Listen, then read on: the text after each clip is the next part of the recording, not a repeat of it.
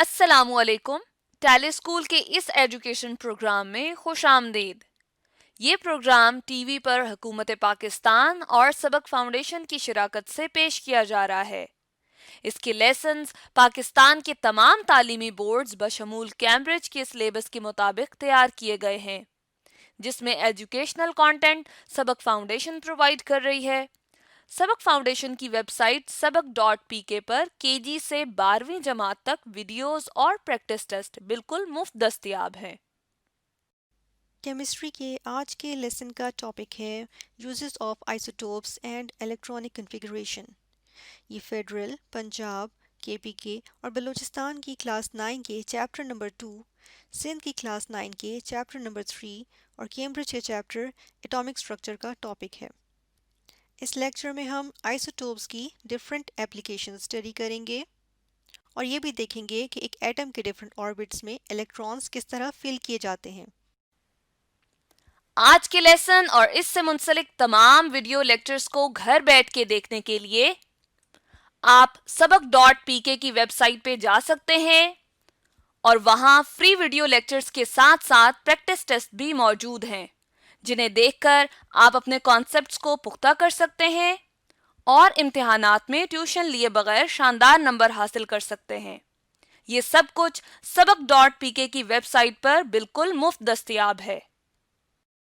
Uses के use क्या है वो देख लेते हैं जी। यहाँ पर आपको एक फिगर नजर आ रही है जिसके ऊपर एक हमें क्या नजर आ रहा है कि हैंड के ऊपर कोई चीज जो है वो रब करके रखी हुई है। असल में आइसोटोप्स का एक यूज है जिसको हम कहते हैं जी रेडियोथेरेपी। ठीक है। अब आइसोटोप्स जो ये होते हैं हमारे पास 13 और 14 या जो नॉर्मली हमारे पास नहीं एक्ट कर रहे होते या सॉरी प्रेजेंट नहीं होते। नॉर्मली हमारे पास कार्बन 12 जो है बहुत ज्यादा अमाउंट में प्रेजेंट होता है, जबकि 13 और 14 उनकी अमाउंट बहुत थोड़ी होती है। तो कुछ ऐसे हमारे पास आइसोटोप्स होते हैं कुछ एलिमेंट्स के, जो हमारे पास क्या शो कर रहे होते हैं जी, रेस को निकाल के दे रहे होते हैं, जिसको हम कहते हैं कि ये रेडियो थेरेपी के लिए हम इनको यूज कर लेते हैं। अब किस लिए हम जी इसको यूज करें यहाँ पर, अगर स्किन कैंसर हो जाए, ठीक है, जैसे यहाँ पर हैंड के ऊपर एक जी कोई केमिकल जो है वो रब किया जा रहा है, उसको मला जा रहा है, यहाँ पर उसके ऊपर जो है हैंड के ऊपर लगा दिए। स्किन कैंसर को क्योर करने के लिए जो हमारे पास आइसोटोप है वो कौन सा यूज होता है जी, यहाँ पर हम लिख देते हैं कोबाल्ट, सॉरी, अगर हम फॉस्फोरस का वो वाला आइसोटोप लें जिसका मास जो है वो 32 है, तो उसको हम कहते हैं कि ये स्किन कैंसर को जो है वो क्या कर देता है जी, क्योर कर देता है, क्योंकि इसके अंदर से बहुत लाइट या हम कहते हैं कि माइल्ड या बहुत जिनकी इतनी ज्यादा हम कह सकते हैं कि इंटेंसिटी नहीं होती या इनकी बहुत ज्यादा कुवत नहीं होती या बहुत ज्यादा ये सख्त रेज नहीं होती। ये हम कहते हैं कि लाइटर रेज होती हैं, ये कम शुआएं होती हैं, कम इनकी इंटेंसिटी होती है, कम पावर होती है।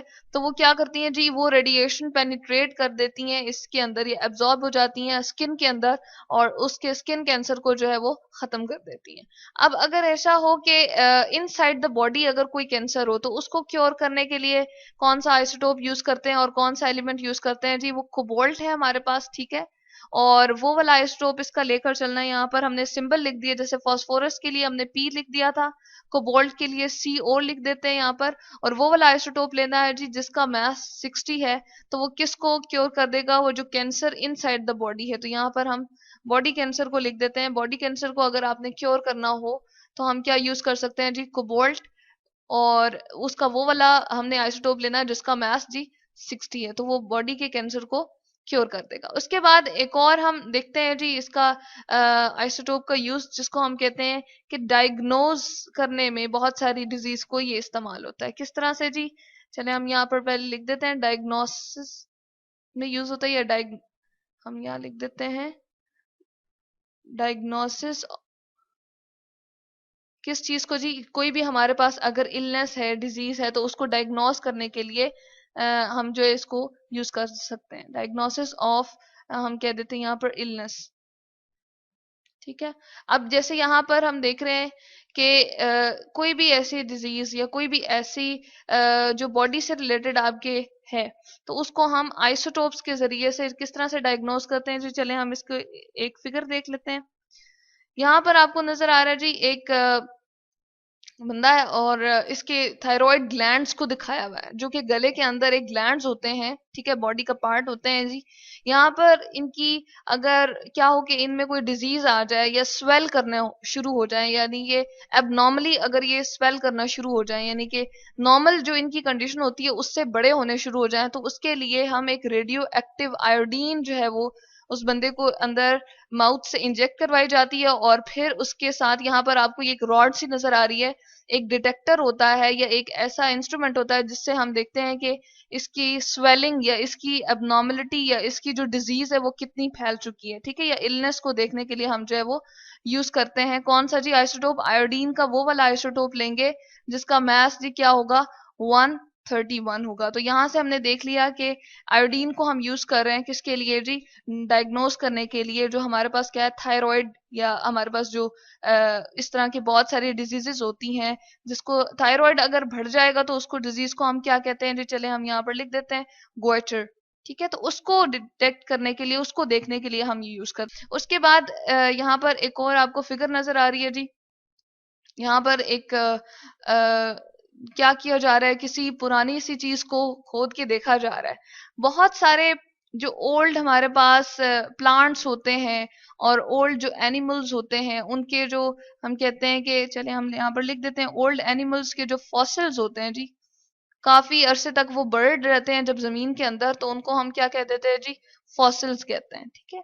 जैसे हमें बहुत सारे स्केलेटन्स मिलते हैं एनिमल्स के, तो हम कहते हैं ये इतने हजार साल पुराने हैं, तो उसको हम क्या कहते हैं, ये आइसोटोप्स हम यूज कर रहे हैं जी जियोलॉजिकल पॉइंट ऑफ व्यू से भी उसकी हिस्ट्री देखने के लिए, या वो एनिमल कितना पुराना था या वो प्लांट जो है वो कितना पुराना था। और इसके लिए हम कौन सा आइसोटोप यूज कर रहे होते हैं, या इसमें कार्बन का कौन सा आइसोटोप आ जाता है जी, यूजुअली जहां पर हमारे पास लिविंग थिंग आ जाती है, वो लिविंग थिंग कॉन्सिस्ट होती है जी कार्बन से मिलकर बनी होती है, कार्बन उसके अंदर जरूर मौजूद होता है लिविंग थिंग के अंदर, ठीक है। जो प्लांट है या एनिमल्स हैं या कोई इंसान है, उसके पुरानी जो बॉडी अगर पड़ी हुई है तो उसके अंदर कार्बन जरूर मौजूद होगा।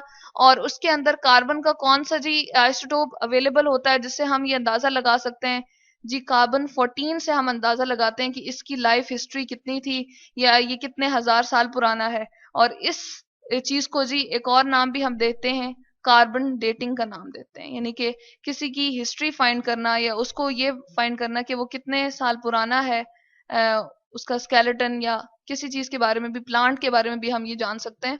तो इसको नाम देते हैं जी हम कार्बन डेटिंग। इसके बाद एक और आइसोटोप का यूज हम देख सकते हैं जी पावर जनरेशन के हवाले से, यानी कि इलेक्ट्रिसिटी को हम किस तरह से प्रोड्यूस कर सकते हैं। यहाँ पर एक रिएक्शन आपको नजर आ रहा है जी, यूरेनियम लिया हुआ है, ठीक है, और उसका मास यहाँ पर गिवन है 235 और नंबर यानी कि प्रोटॉन या इलेक्ट्रॉन की तादाद 92 अवेलेबल है। इसके साथ एक न्यूट्रॉन को अटैक करवाया जाता है, तो ये बेरियम 139 उसका मास है जी, ठीक है, और उसका एटॉमिक नंबर कितना है 56, और क्रिप्टॉन में चेंज हो जाता है, बेरियम और क्रिप्टॉन बनाता है और साथ में 3 न्यूट्रॉन्स को अपने अंदर से निकालता है जो कि हाईली एनर्जी के साथ निकलते हैं। और ये जो हाई एनर्जी होती है जी, ये कहाँ यूटिलाइज होती है, इसको हम फिगर के अंदर देख लेते हैं। यहाँ पर आपको एक न्यूक्लियर रिएक्टर का हमने पूरा का पूरा स्ट्रक्चर दिखा दिया किस तरह से है जी। यहाँ से वाटर आ रहा होता है, ये जो ब्लू कलर का नजर आ रहा है, और इस चेम्बर में वाटर पड़ा होता है। अब ये जो आपको रॉड सी नजर आ रही है, ये क्या है जी, इसके अंदर ये सारा का सारा रिएक्शन हो रहा होता है। यूरेनियम जो है वो इन्वॉल्व होता है, किसके साथ रिएक्ट कर रहा होता है जी, न्यूट्रॉन के साथ। न्यूट्रॉन के लिए एन लिखा है, बेरियम के लिए हमने जी उसका सिंबल लिख दिया Ba, क्रिप्टॉन के लिए Kr, और यूरेनियम के लिए U। जबकि न्यूट्रॉन के लिए अगेन हमने यहाँ पर एन लिखा और हाई अमाउंट ऑफ एनर्जी यहाँ पर रिलीज होती है। तो यहाँ पर हम देख रहे हैं कि यूरेनियम जो हमारे पास 235 था, वो न्यूट्रॉन के साथ जब रिएक्ट करेगा तो इसके अंदर, इस चैम्बर के अंदर बहुत ज्यादा रिएक्टर वेसल जिसे हम कह रहे हैं रिएक्शन होता है, और यहाँ से एनर्जी प्रोड्यूस होती है। और एनर्जी क्या करती है जी, ये जो वाटर आपके पास अवेलेबल है इसको स्टीम में कन्वर्ट करता है, ठीक है। स्टीम जैसे ही यहाँ पर कन्वर्ट होगी तो उसकी जो मूवमेंट की पावर होती है वो बहुत ज्यादा होती है। यहाँ पर टरबाइन होती है, वो उसको मूव कराती हैं, और टरबाइन के मूव करने से जनरेटर यहाँ पर जो है वो ऑन हो जाता है और इलेक्ट्रिसिटी जो है वो प्रोड्यूस होती है और घरों तक पहुंचाई जाती है। तो ये है जी पावर जनरेशन में हम कौन सा यूरेनियम का आइसोटोप यूज कर रहे हैं जी, वो वाला जिसका मास जो है वो 235 है, ठीक है। और इसकी वजह से जो एनर्जी हाई अमाउंट में यहाँ पर प्रोड्यूस हो रही होती है वो जिस स्टीम में कन्वर्ट करती है वाटर को, और फिर उससे जो है वो बिजली को बनाया जाता है। तो यहाँ पर हमने देख लिए कि आइसोटोप्स को हम किस तरह से कार्बन डेटिंग के अंदर गोइटर को देखने के लिए, डिजीज को देखने के लिए, इसी तरह से स्किन कैंसर और बॉडी कैंसर को किस तरह से क्योर करते हैं। तो ये हमारे पास इंपॉर्टेंट यूजेस हैं आइसोटोप्स के।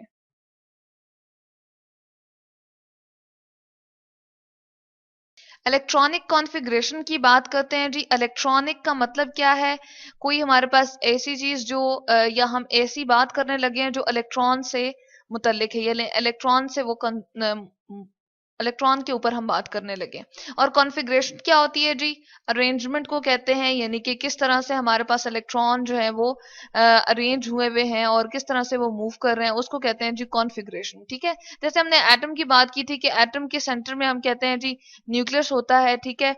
और फिर हम कहते हैं कि उसके आसपास जो है वो इलेक्ट्रॉन जो है एक खास एनर्जी लेवल्स के ऊपर जो है मूव कर रहे होते हैं, या एक खास एनर्जी के साथ मूव कर रहे होते हैं। तो यहाँ पर वो हमने सर्कुलर फॉर्म में दिखा दिए जी। और इसको हम क्या कहते हैं? वो जो रास्ते होते हैं जिनमें इलेक्ट्रॉन मूव कर रहे होते हैं खास एनर्जी के साथ, वो बिल्कुल इस तरह से होते हैं जिस तरह इलेक्ट्रॉनिक क्लाउड होते हैं। वो कोई तार नुमा चीजें नहीं होती, या वायर्स नहीं इस तरह से बनी हुई होती जिस तरह तारे हैं। ये आपको नजर आ रही है कि इस तरह लग रहा है कि तार गोल सर्कल सी जो है वो तारे होंगी और जिसके ऊपर इलेक्ट्रॉन जो मूव कर रहा होगा, नहीं। वो जो शेल्स होते हैं या फिर हमारे पास जो ऑर्बिट होते हैं जिनको हम मदार भी कहते हैं जी, जिनके अंदर इलेक्ट्रॉन मूव कर रहे होते हैं, वो बिल्कुल इस तरह से होते हैं जिस तरह आपका क्लाउड होता है। तो इस क्लाउड को कहते हैं इलेक्ट्रॉनिक क्लाउड। उसके अंदर इलेक्ट्रॉन जो है वो कभी यहाँ कभी यहाँ कभी यहाँ मूव कर रहा होता है, ठीक है। तो इन ऑर्बिट्स को हम क्या कहते हैं जी? इनको रिप्रेजेंट किस तरह से करते हैं? इसको जर्नली हम रिप्रेजेंट करते हैं एन से, ठीक है। जैसे यहाँ पर हमने लिख दिया, ये फर्स्ट वन, पहला वाला ऑर्बिट जो बिल्कुल न्यूक्लियस के करीब है उसको N1 कह दिया है। अगला वाला हमने N2 कह दिया है।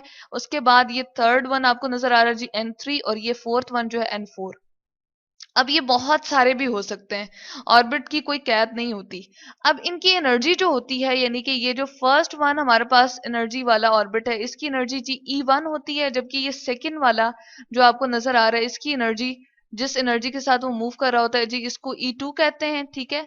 चलिए हम इसको और मजीद क्लियर करके लिख देते हैं ताकि हमें और पता चल जाए। इसको E1 सही करके लिख देते हैं, ठीक है। और इसको जी कहते हैं हम, इसकी जो एनर्जी होती है जी E2 होती है। और इसी तरह से जो हमारे पास नेक्स्ट हमारे पास ऑर्बिट आ जाएगा जी, उसकी E3 होती है, यानी कि इस वाले की एनर्जी जो है वो तीसरा वाला ऑर्बिट है और इसकी E3 होगी, और इसकी जो एनर्जी होती है जी E4 होती है। अब इन शेल्स के हमने क्या रख दिए जी? नाम रख दिए। जो N1 है उसको हम कहते हैं जी K शेल, ठीक है। तो यहाँ पर हम लिख देते हैं N1 जो हमारे पास था, चलिए हम इसको थोड़ा सा इधर करके लिख देते हैं। N1 जो है वो हमारे पास K शेल है, ठीक है, उसका K नाम रख दिया। N2 जो है वो हमारे पास क्या है जी? L है। और इसी तरह से N3 का नाम हमने रख दिया है M।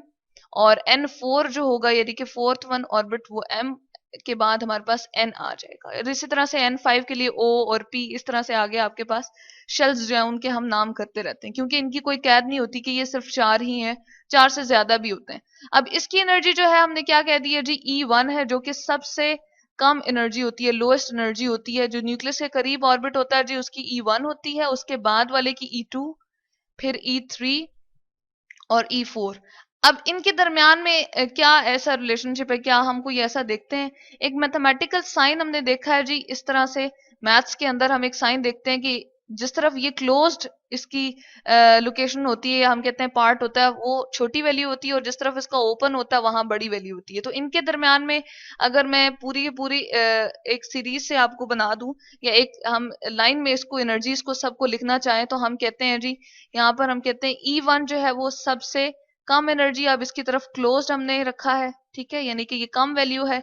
E2 की एनर्जी हायर होती है, यानी कि सेकंड वाले ऑर्बिट की एनर्जी ज्यादा होती है। फिर उसके बाद E3, और इसी तरह से चलता रहेगा। जो आगे बढ़ते जाएंगे एनर्जी लेवल्स या ऑर्बिट्स जो हमारे पास आते जाएंगे शेल्स, उनकी एनर्जी हाई होती है। के अंदर आप जी कितने इलेक्ट्रॉन्स आ सकते हैं? क्योंकि हम इलेक्ट्रॉन की अरेंजमेंट की बात करते हैं, तो मैक्सिमम 2 इलेक्ट्रॉन आते हैं। और एल के अंदर जो है वो 18 आ सकते हैं, ठीक है। और एम के अंदर जो हमारे पास कितने होते हैं? सॉरी 18 नहीं, यहाँ पर आएंगे, हमें 8 लिखना चाहिए था, हमने थोड़ा सा गलत लिख दिया, इसको 8 कर देते हैं, 8 इलेक्ट्रॉन होते हैं जी। उसके बाद 18 आ सकते हैं एम में। इलेक्ट्रॉन के लिए मैंने छोटा सा ये ई लिख दिया है, और नेक्स्ट वाले में 32 इलेक्ट्रॉन होते हैं। अब इन ऑर्बिट्स के अंदर ना फर्दर ऑर्बिटल्स भी मौजूद होते हैं, यानी कि के जो है वो हमारे पास ऑर्बिटल्स किस किस ऑर्बिटल से मिलकर बना हुआ है ये हम यहाँ पर लिख देते हैं। ऑर्बिटल्स भी मौजूद होते हैं जी जिनसे मिलकर ये बना होता है। इस के अंदर सिर्फ एक ही ऑर्बिटल होता है जो कि है एस, जबकि एल के अंदर हमारे पास दो ऑर्बिटल्स होते हैं या सब शेल्स होते हैं, एस और पी, ठीक है, जिसके अंदर भी इलेक्ट्रॉन जो है मूव कर सकते हैं। अब एम के अंदर जो है वो, या एम जो है वो किस किस ऑर्बिटल से मिलके बना होता है, एस पी और डी से मिलकर बना होता है, 3 ऑर्बिटल से मिलकर बना होता है। और N4 के अंदर जो है वो 4 ऑर्बिटल होते हैं। अब हम देख रहे हैं कि एस पी और डी एफ होते हैं। यहाँ पर N1 था तो इसका ऑर्बिटल भी क्या है जी, 1 ही है। N2 है तो इसके ऑर्बिटल भी 2 हैं, S और P। और N3 है तो इसके ऑर्बिटल कितने हैं जी, 3 है हमारे पास, S P और D।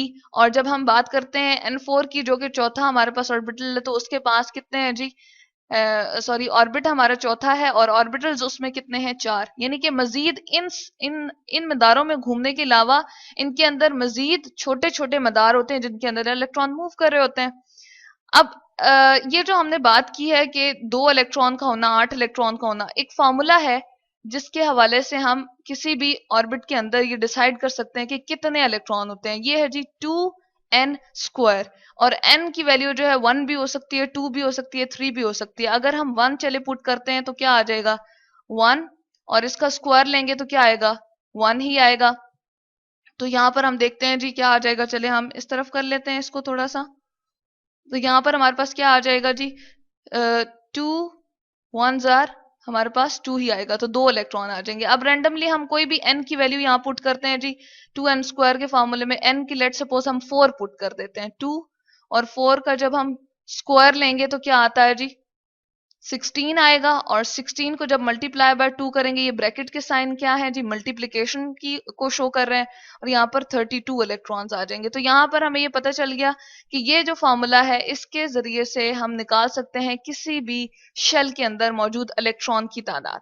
अब हम एक ऐसा टेबल देख देते हैं कि जिसके अंदर हमें यह पता चल जाएगा कि एस के अंदर, पी के अंदर और डी के अंदर किस तरह से इलेक्ट्रॉन जो है वो लोकेट कर रहे होते हैं या किस तरह से मौजूद होते हैं जी।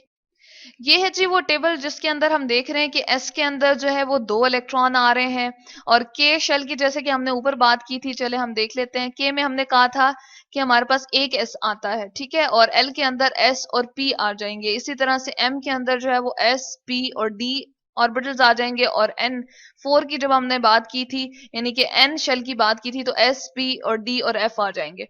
तो इनके साथ लाइकवाइज हम इनके नंबर को लगा देते हैं जी। ये जो होता है इसके साथ 1s लगाते हैं। अब ये दूसरा वाला शेल है तो इसके ऑर्बिटल का भी नाम दूसरा रख देंगे, यानी कि 2s और 2p, ठीक है। चले हम इसको थोड़ा सा इस तरह से करके लिख देते हैं, ये 2p हमारे पास बन जाएगा, ठीक है। तो 2p हमारे पास यहाँ पर आ गया। इसके बाद इसके शुरू में हम 3 और 3 लगा देंगे, बिल्कुल इसी तरह से यहाँ पर आप नीचे देखेंगे।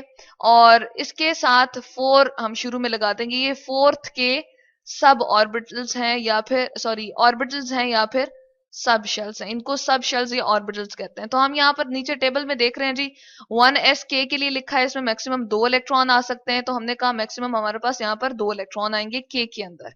ये N1 के लिए हमने बात की। N2 के लिए जब हम बात करते हैं तो वो कौन सा है जी, हमारे पास L है, इसमें S P हमारे पास दोनों आ जाएंगे। और उसके शुरू में 2 लगा दिए क्योंकि वो शेल का नंबर बता रहा है कि कौन से वाला शेल है, दूसरा शेल है। और इसका ये सब शेल S और P है।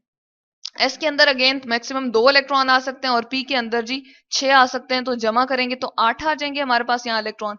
M के अंदर S P D हमने बताया था, इसके शुरू में 3 लगा दिए क्योंकि तीसरे शेल के ये सब शेल हैं और इनके अंदर लाइकवाइज 2 6 एंड 10 आ सकते हैं इलेक्ट्रॉन। तो इनको प्लस किया तो 18। और N की जब हम बात करते हैं तो इसमें S P और D और F आ जाएगा। और इसके शुरू में 4 लगा दिया क्योंकि ये हमारे पास क्या है, N4 की बात हो रही है, यानी कि फोर्थ वन शेल की बात हो रही है, जबकि यहाँ 3 थर्ड वन शेल की बात हो रही थी। तो एस के अंदर जो है वो कितने आ सकते हैं जी, 2 इलेक्ट्रॉन आ सकते हैं, पी के अंदर 6, जबकि डी के अंदर जो 10 और एफ के अंदर मैक्सिमम 14 आ सकते हैं। तो इन सबको जब प्लस करेंगे तो 32 इलेक्ट्रॉन आ जाएंगे। तो यहां से हमें पता चल गया, जो हमने बात की थी कि 2 इलेक्ट्रॉन और अगले में 8 इलेक्ट्रॉन और अगले में नेक्स्ट वाले की हम बात करते हैं जी 18 इलेक्ट्रॉन और 32 इलेक्ट्रॉन किस तरह से आए। तो ये हमने देख लिया कि ऑर्बिटल्स और ऑर्बिट के अंदर यानी कि शेल्स और जो हमारे पास सब शेल्स हैं या ऑर्बिट और ऑर्बिटल्स के अंदर इलेक्ट्रॉन की किस तरह से अरेंजमेंट और वो किस तरह से मूव कर